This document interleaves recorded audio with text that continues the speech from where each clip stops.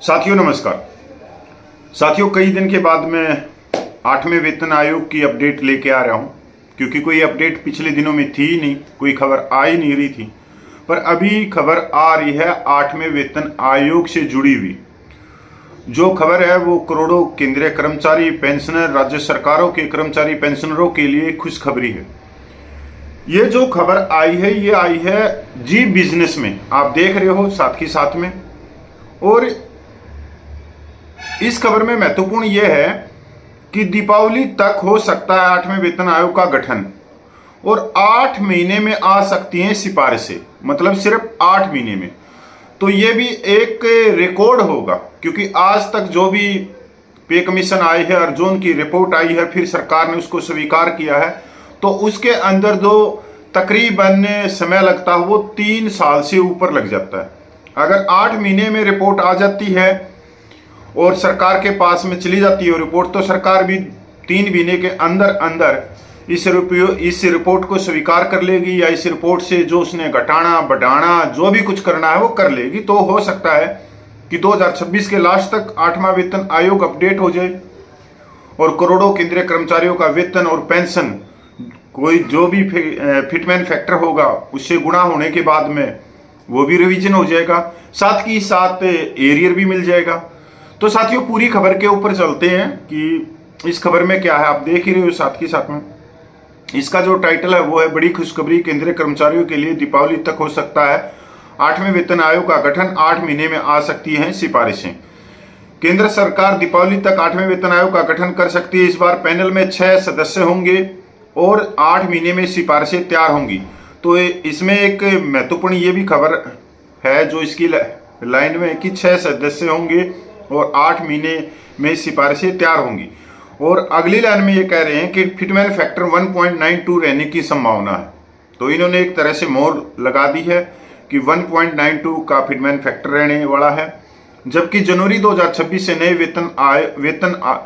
वेतन लागू होंगे। सबसे खास बात यह है कि इस बार सिफारिशों को लटकाया नहीं जाएगा, बल्कि 8 महीने के भीतर रिपोर्ट तैयार कर ली जाएगी, यानी कर्मचारियों को ज्यादा इंतजार नहीं करना पड़ेगा।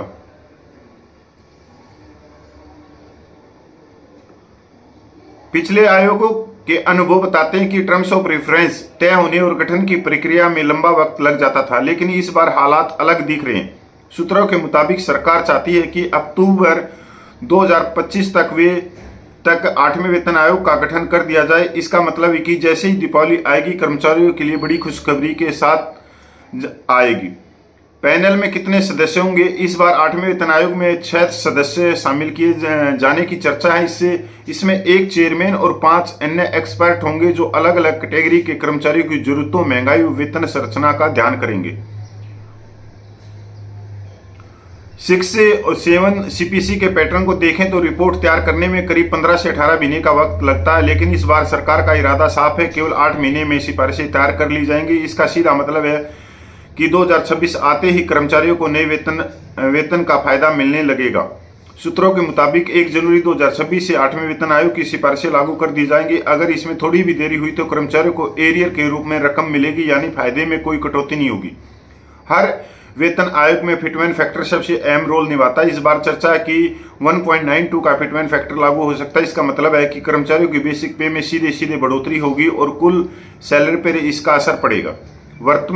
वर्तमान में कर्मचारियों को 55% डीए मिल रहा है। जुलाई 2025 से इसका 58% होना कन्फर्म हो चुका है। इसका ऐलान बाकी है, वही जनवरी 2026 तक इसके 61% तक पहुंचने की संभावना है। लेकिन जैसे ही 8वां वेतन आयोग लागू होगा, नए पे स्ट्रक्चर आने के बाद डीए फिर सुनने शुरू होगा। यही वजह है कि फिटमेंट फैक्टर और नए पे लेवल पर इसकी निगाहें होंगी।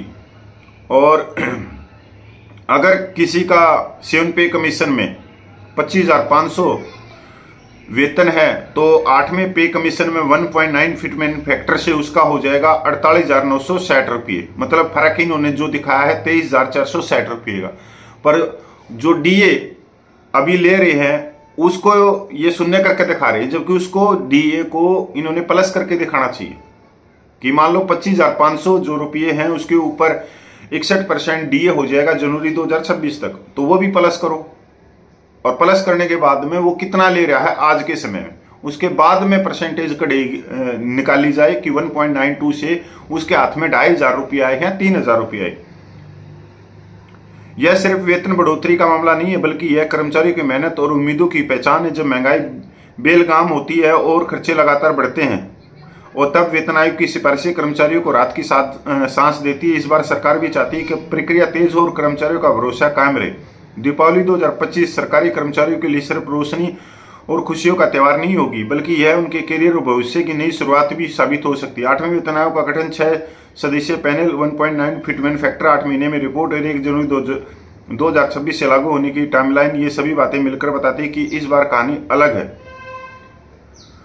साथियों, ये चैनल आपने पता ही है, जी बिजनेस, तो इसने कहीं ना कहीं से तो खबरें निकाली होंगी। वैसे तो ये चैनल क्या दिखाता है, क्या नहीं दिखाता है, सरकार के कितने गुणगान करता है, सरकार को किस किस तरह से ये बचाव करता है, ये सबको मालूम है, पूरे देश को मालूम है। पर इसमें जो अहम बात ये है कि एक तो जो पैनल में है, इन्होंने बताया कि 6 सदस्य होंगे।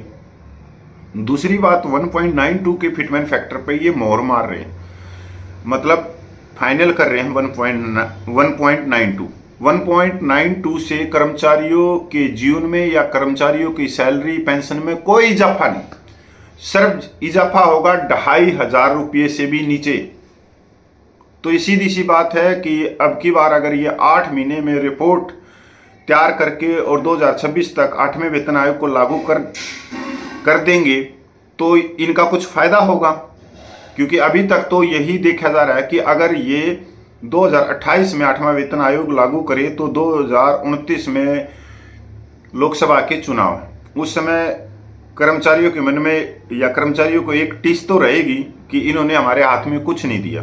तो समझदार तो ये भी हैं जब सरकार में बैठे हैं कि सिर्फ 8 महीने में इसको लागू कर दो 2026 तक। 2027, 28 और 29 में चुनाव होंगे, तब तक तो कर्मचारी भूल जाएंगे कि उनको क्या दिया, क्या बेनिफिट दिया, कितना दिया, कुछ नहीं दिया।